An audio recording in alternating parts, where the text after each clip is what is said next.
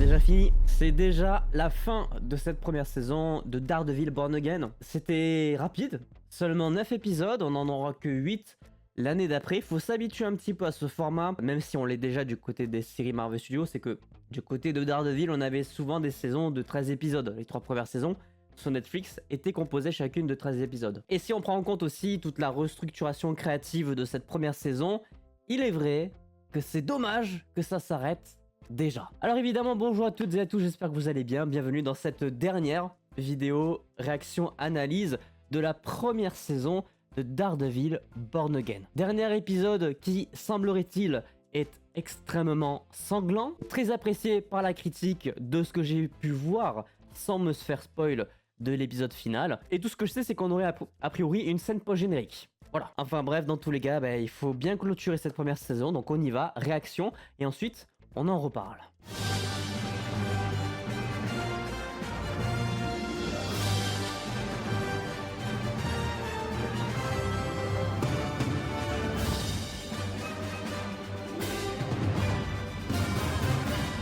Un épisode de quasiment 1 heure.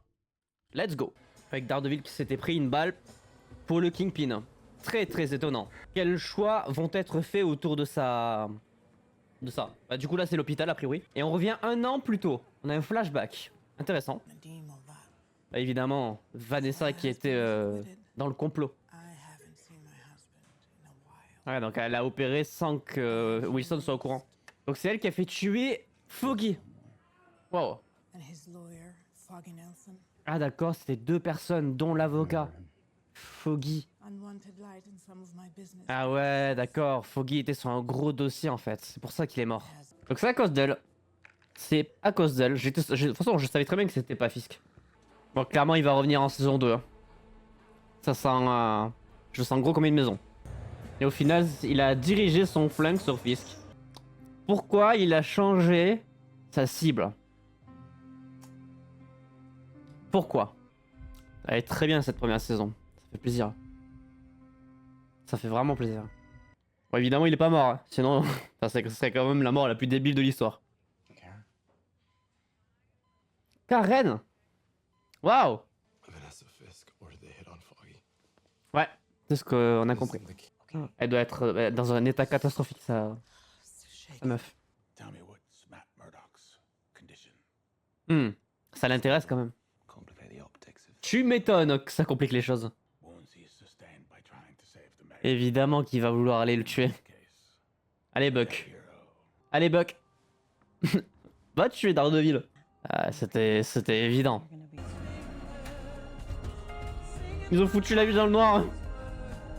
Oh les malades. Frank. Oh let's go. Incroyable. Oh putain. J'avoue, il s'est rasé le con. Ah le GOAT. Putain, je suis trop content. Oh les 2 GOATs réunis là. Ah oui. C'est quoi le plan? Oh ça va envoyer des patates secs, je le sens. J'adore. Oh, oh, oh. Ah oui, bah oui, évidemment. Oh oui. Ah ouais, là il y a du sang là. Oh waouh. Exceptionnel. J'aime bien comme ils se contrôlent les deux en plus. C'est des rois.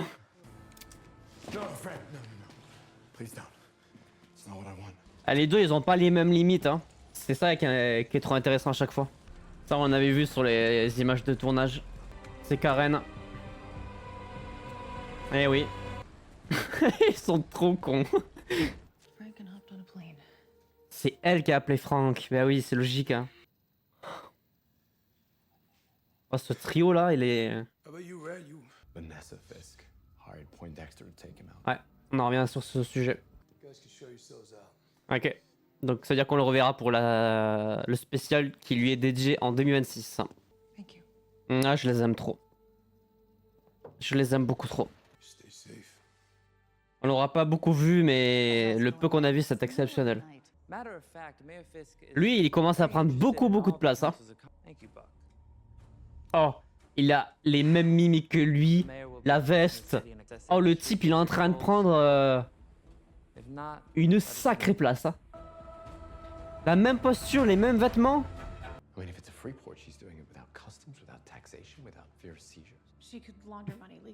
Donc c'est du blanchiment d'argent, ok.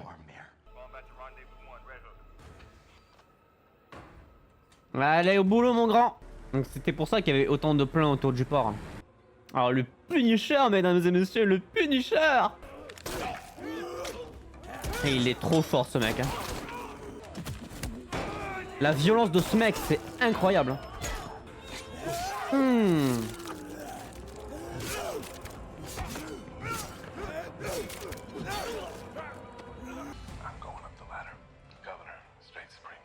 Putain, il est allé se jeter dans la gueule du tout seul. Ah ouais. Du coup, elle va décider de comploter contre lui. Elle a été prise dans le cycle. Bah lui, il est mort. Oh, l'espèce d'enfoiré. Tous des petits cons. Oh putain. Oh putain.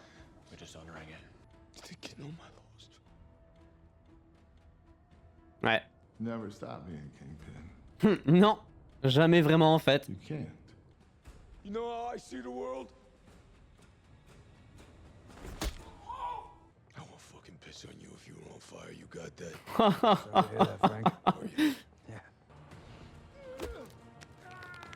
Oh là là.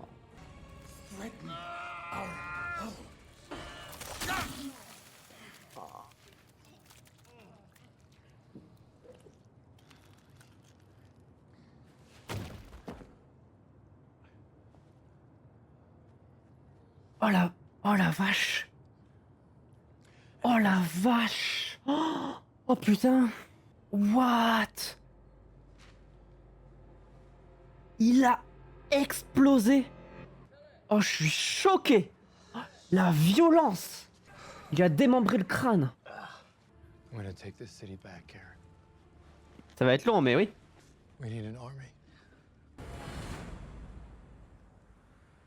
Donc ils ont abandonné. Et ils rallument la ville. Et Frank là-dedans? Oh non.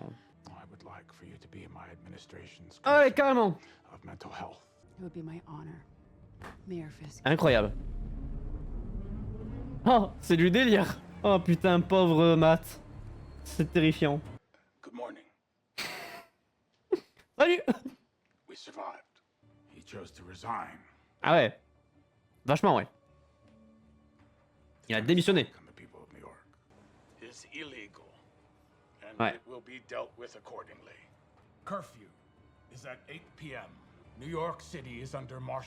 Loi martiale et couvre-feu à 20h. C'est le Covid, le bordel.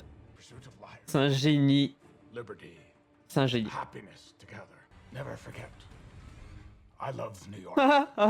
Lol. Espèce d'enfoiré, va. Ouais, bah bien joué, hein. Il a récupéré toute la ville. Je les aime trop, les deux, putain. Je les aime trop. Ouais. C'est... Ouais. Il a voulu tuer deux personnes. Ouais.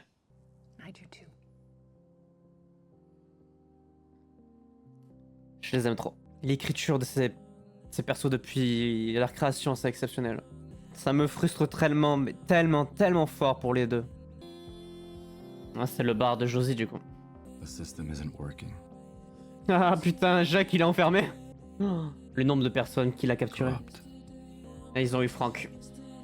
Ils ont eu Frank. Le Punisher est avec eux. C'est très bon, très bon. Ah, bien joué. L'Empire est là. L'Empire Fisk est présent. Pour l'instant, c'est la sienne. Ah, elle qui s'est mis dans un sacré pétrin. Putain, il est encore là, lui. Hein. Il est toujours là, ce mec. Hein. Wow. Oh, le plan. Incroyable. Du génie. Bravo. Ça va clairement s'accélérer en saison 2. J'attends la scène. Bah, du coup, c'est la scène post-générique pour annoncer le spécial présentation du Punisher, je pense. Qui sortira l'année prochaine. Il va le détruire. Voilà. Punisher, spécial présentation. Daredevil reviendra dans la saison 2. Évidemment, c'est logique. Ouais. Eh ben putain. Eh ben putain, c'était super. Exceptionnel, première saison de Daredevil Born Again. C'est ce par quoi j'ai envie de commencer, parce qu'évidemment, là, on ne va plus avoir de Daredevil pendant un an. Brad Winderboom, qui se charge de Marvel Television, a déclaré qu'effectivement la saison 2 sortira bel et bien l'année prochaine. La série est en cours de tournage, on a même eu des images de celle-ci. Mais là, ça y est, c'est fini. Le retour de Daredevil est clôturé pour cette première année, avec une histoire peut-être pas compliquée, mais une histoire un peu particulière autour de cette première saison. C'est toute la réécriture créative qui a eu lieu pendant même le tournage de la première saison. C'est-à-dire qu'on a vraiment un schéma qui se divise en deux parties. Il y a 4 épisodes environ avec des montages différents qui sont issus de la première version, et le reste de la série, notamment les 2 derniers épisodes et le 5e, etc., qui sont apparus après la réécriture. Et notamment les personnages de Punisher, de Foggy, de Karen sont intervenus après cette réécriture-là, parce qu'ils n'étaient pas du tout prévus dans le show à la base. Ce qui va évidemment, pour la plupart des gens, je le sais, et on en a déjà parlé avec plein de personnes, on ressent quand même une vraie différence entre certains épisodes, parce qu'ils ont décidé de garder des éléments sur les 2 versions. Ce qui fait que, malheureusement, je peux pas trop placer la série par rapport aux 3 autres qui sont déjà sortis, parce qu'il y a vraiment beaucoup de différences. C'est la première fois que Marvel Studios traite vraiment en profondeur le personnage de Daredevil, et donc il faut leur laisser un petit peu de temps. Il faut voir un petit peu ce que ça donnera au final de la saison 2, qui sera complètement inédite, parce qu'il n'y aura pas eu toute cette réécriture. Parlons de ce dernier épisode extraordinaire. Je sais pas si j'ai envie de le mettre en première position, j'ai quand même envie de le faire vis-à-vis de l'amour que j'ai par rapport à Daredevil, à Punisher, à Karen. Ces 3 personnages-là, quand ils gravitent tous ensemble, c'est vraiment spectaculaire. Il y a beaucoup d'émotions, beaucoup de dialogues très très bien écrits, un traitement des personnages quasiment parfait. Et moi qui ai vu très récemment les 3 premières saisons, les relations sont intactes, elles sont telles qu'elles étaient avant, elles sont toujours aussi belles, toujours aussi poignantes. Ce trio, ils ont rien à voir les uns avec les autres, et pourtant ils se retrouvent sur des points communs, mais en termes de limites, par exemple, entre Daredevil et Punisher, elles sont radicalement différentes, et c'est trop intéressant de voir comment ils arrivent à fonctionner ensemble, malgré cet écart astronomique au niveau des limites. À tel point que Daredevil ne peut pas tout le temps empêcher Punisher de tuer des gens, comme Punisher n'arrive jamais à faire franchir le pas à Daredevil, sur le fait de tuer quelqu'un notamment. Faut rappeler que Daredevil a vraiment essayé de tuer 2 personnes uniquement. Et il a même échoué. Il a voulu tuer Poindexter dans l'épisode 1 de cette saison 1 de Daredevil Born Again. Et à la fin de la saison 2 de la série Netflix, il avait essayé de tuer le personnage qui avait tué Elektra. Et cette limite-là, que lui n'arrive pas du tout à franchir, contrairement à Punisher, c'est trop intéressant de voir le traitement qu'ils en font autour, parce que Punisher, lui, de son côté, en a absolument rien à foutre. Et le sang, les scènes de violence dans cet épisode, waouh! Alors là, personnellement, la scène où le commissaire Gallo se fait démembrer la tête, littéralement, je pense qu'on n'a pas eu de scène plus violente que ça, tout compris. C'est-à-dire en prenant toutes les séries Netflix, tous les films du MCU et même tous les films Sony, je pense qu'on n'a jamais eu une scène aussi violente. Et quand on sait que Marvel Studios appartient à Disney et que le tout public est évidemment hyper important vis-à-vis de l'image qu'ils veulent retranscrire, qu'on arrive à avoir ce niveau de violence dans un show comme celui de Daredevil qui nécessite ce genre de violence, c'est une masterclass. C'est un pas de géant vers le futur et les projets beaucoup plus sombres que pourrait nous proposer Marvel Studios. Et pour ça, merci, puisque vraiment la scène est horrible. La montée en puissance du Caïd se ressent enfin. Il y avait une grosse frustration autour de cette presque incapacité à être imposant physiquement depuis quelques épisodes, mais en fait c'était pour nous amener à quelque chose de beaucoup plus lent en termes de traitement, pour montrer qu'au final c'est quand même lui qui a le dernier mot dans l'histoire et qui restera le Kingpin, comme tout le monde n'arrête pas de le dire. Et ça se voit notamment à la fin de l'épisode, puisqu'il a enfermé toutes les personnes qui ont osé lui manquer de respect, et surtout des personnes qui sont riches, qui sont des justiciers masqués. Toutes ces choses-là prouvent à quel point le Caïd avait peut-être déjà tout prévu de base, et que c'est seulement un manque de temps qui a fait qu'il s'est un petit peu fait marcher dessus dans un premier temps. Évidemment, très aidé, très appuyé par Vanessa qui a comploté de la plus belle des manières autour de ça. Elle est à l'origine du meurtre de Foggy Nelson. Ça va être un gros sujet de la saison 2. Évidemment, ça va être la volonté de Daredevil de faire tomber Vanessa et Fisk par la même occasion. Non, en vrai, c'est sensationnel. En termes d'écriture, de scénario, de construction scénaristique, cette première saison est très prometteuse et montre à quel point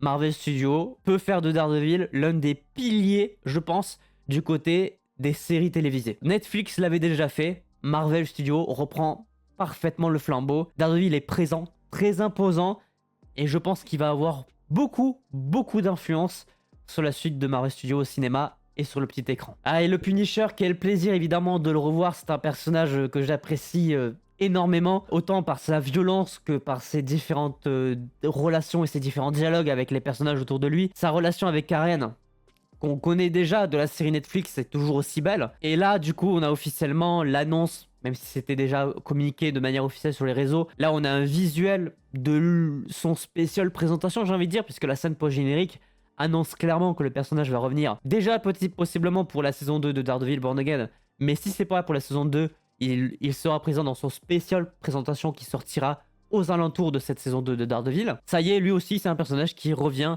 bel et bien dans le MCU.